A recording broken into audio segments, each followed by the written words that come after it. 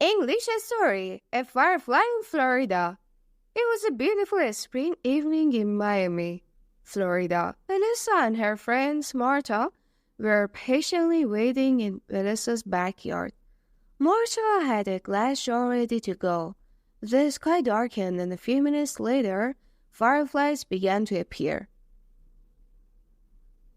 Their green-yellow lights flashed on and all throughout the yard. "There's one back there!" Yet Melissa, the girls hurried toward the garage, and a moment later, a firefly lit up. Marta quickly cupped the bug in her hands, while Melissa unscrewed the lid from the jar. Then Marta placed the firefly inside and said, "She is the most beautiful firefly I have ever seen." "I know," said Melissa, setting the jar on the patio table.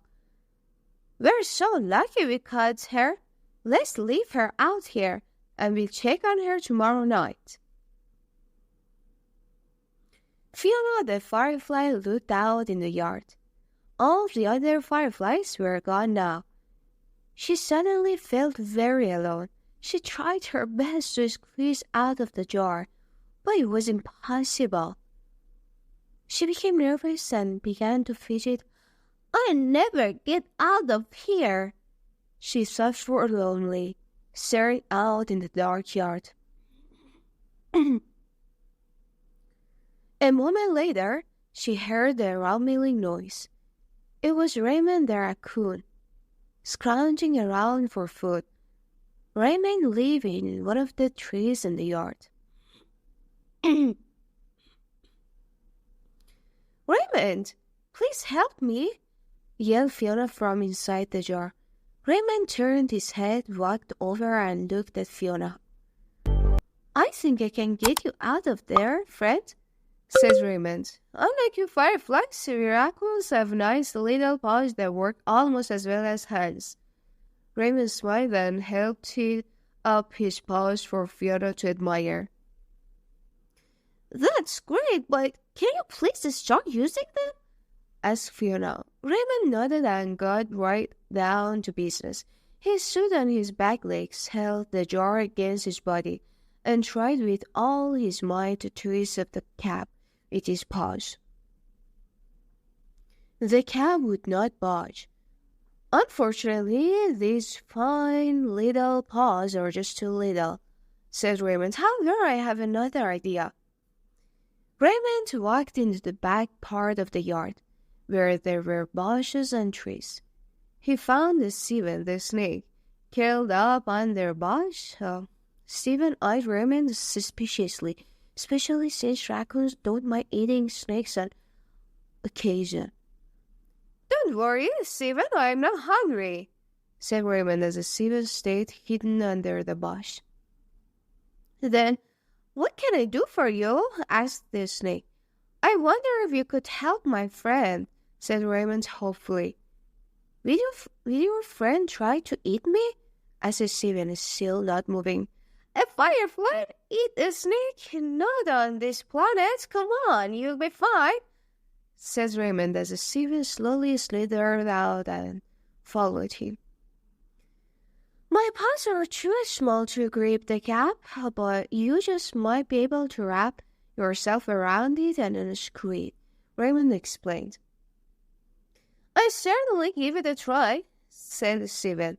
He stretched out on his tail and wrapped it around the top of the patio chair. Then he curled the rest of his body around the jar cap and tried to unscrew it.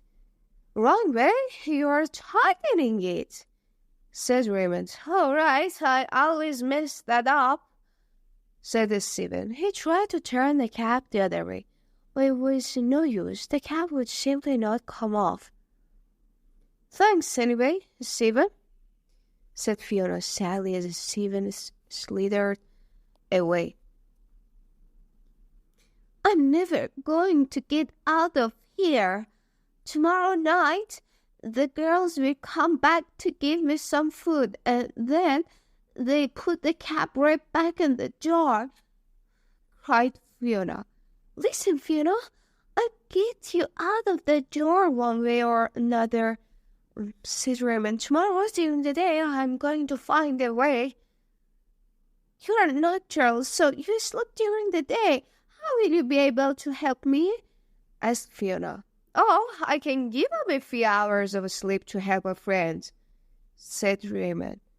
That's very noble of you, Raymond, replied Fiona, smiling. Raymond walked away to find some food, and Fiona sat down, wondering if she'd ever escape.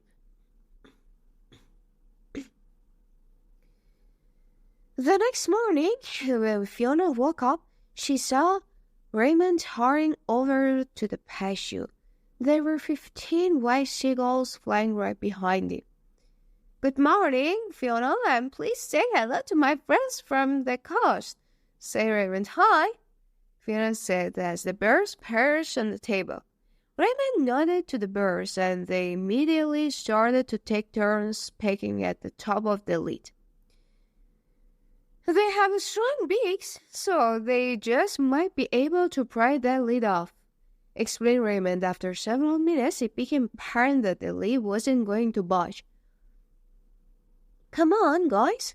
I saw an open picnic basket at the beach when we were flying over here, said Cliff, the leader of the seagulls. The flock flew off. While Raymond was reassuring his friend Fiona that he would resolve the issue, he noticed a long line of ants marching through the yard. His eyes immediately lit up with an idea. Within minutes, Raymond had 50 ants on the table, listening to his plan. I know you ants have incredible strength. I've even heard you can carry objects heavier than your own body weight. Surely you can pull this lid off, said Raymond. The ants crawled up the jar and tried their hardest to force the lid of the jar. As usual, though, the lid stayed put. Raymond left to take a nap. When he returned in the evening, when the girls came to check on Fiona, he hid in the bushes while the girls gave Fiona some grass. Then Raymond noticed Benny the bat swoop into the yard in the pursuit of a mosquito. When the girls left, Raymond called Benny over for a chat. You're asking me to unscrew a lid? That's kind of a pathetic idea, right? Since I don't really have hands, said Benny. You obviously need a better plan. Do you have something in mind? Asked Fiona. Of course, said Benny proudly. So, what's the plan? Benny asked Raymond. Easy now. Raymond, you haven't even told me what I get for helping out, said Benny. Why can't you just help out because it's the right thing to do? Asked Fiona. Because I'm a stingy guy, and no one gets anything for free from Benny, replied Benny. Fiona and Raymond looked at each other. How about if I show you the best fruit tree in the neighborhood? You can go there and eat all you want, said Raymond. That's a definite deal, said Benny. The next evening, Vanessa and Martha came out to feed Fiona. When the girls went back inside the house, Raymond told Fiona that Benny the bat had the last-ditch plan to free her from the jar.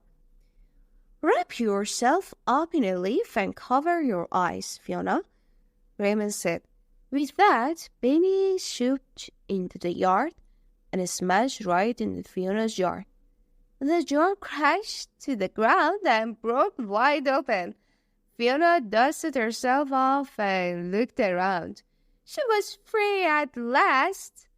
She carefully crawled out of the jar and hurried back to the tree where Raymond slept.